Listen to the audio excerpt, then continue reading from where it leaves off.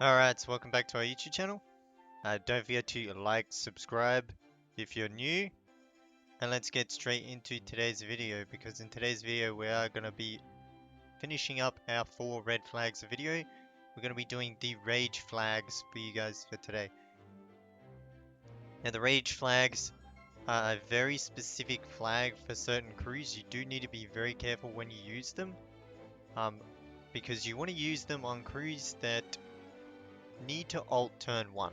So the whole point of rage flags is to increase your character's initial rage so that they alt turn 1. More specifically in inter-server, because inter-server summon war, you need 1000 points of initial rage, also known as 1k rage, in order to alt turn 1. In arena, you only need 345 points of rage. Now just before we get into our characters list, I just want to show you guys basically how you get 1k rage on a character.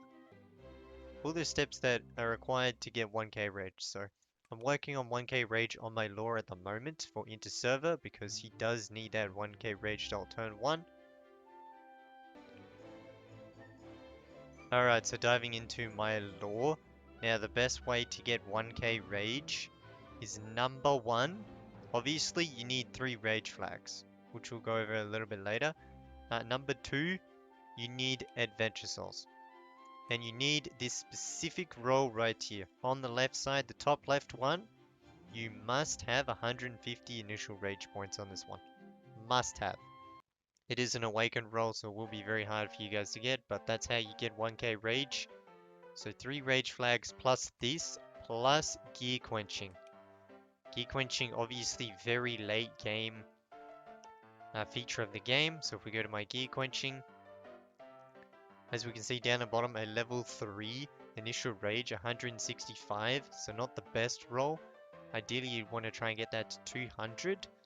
But this is how you can also increase initial rage for your characters. So gear quenching, adventure souls, and flags. They are the 3 things to increase your initial rage for your characters to get 1k rage. So let's hop over to the flag section and show you what I mean.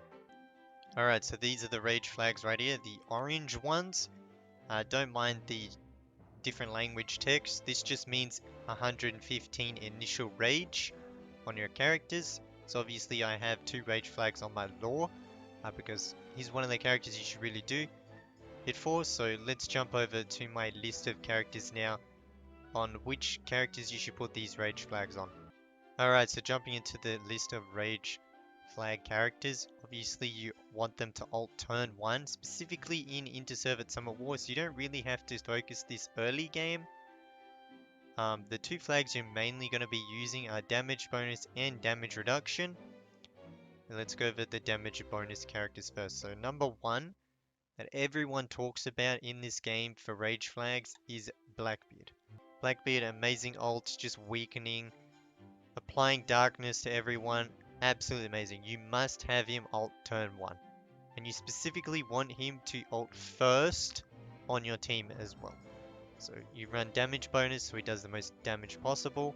Lore obviously. For inter-server mainly, arena you don't need to do that. You just run 2 other skill type crew members and he'll alt turn 1. But inter-server, you want this guy to alt turn 1. And you need those rage flags. So you'll have to run damage bonus. If you do have an extra slot like I did, you can run obviously slaughter flags as well. And Missouri isn't the greatest character, but you do want him to alt turn 1 as well, so you can run damage bonus flags or slaughter flags, very similar to Lore in that respect. Magellan, a lot of people run Magellan with rage flags. Not the greatest character, I do not recommend upgrading him, but rage flags are absolutely amazing on him. Now the next character, Marco, one of the best characters, all the top players are running him now. You 100% need him to alt turn 1. If he ults turn 1, he would legitimately one-shot the enemy skill type crew turn 1. His ultimate is that broken. It's so OP. So you want damage bonus on his ult, rage flags. Obviously if you have an extra slot, put slaughter flag on there. Again, you want him to alt turn 1. Next up is Odin. You can run a Rage Flag build on Odin as well, if you don't want to run the speed build that we talked about in my speed flag video. So that he ults turn 1 with Law, that can be a very strong combo into server. The double break rate ults is very good and very strong. So you can do that. It's either a speed type build for him if you need the speed to go first, or you just run a Rage Flag build. Now the two characters that I recommend for damage reduction is you can run Shirahoshi. Shirahoshi actually has a really good ultimate, as well as SAL. Both of them reduce enemy rage recovery speed. Shirahoshi can also stun the entire back row. They're just really good ults turn 1. SAL, you can run damage bonus, obviously, but since we don't have potentials for combo card characters in the game, unlike other versions of the game like Naruto and DBZ, they have potential levels for combo card characters. It's much harder for SAL to survive. So what a lot of players do is they run damage reduction rage flags. So obviously SAL can ult turn 1, apply all the rage reduction, the rage recovery speed reduction, and he can survive the battle. Same with Shirahoshi, the exact same thing.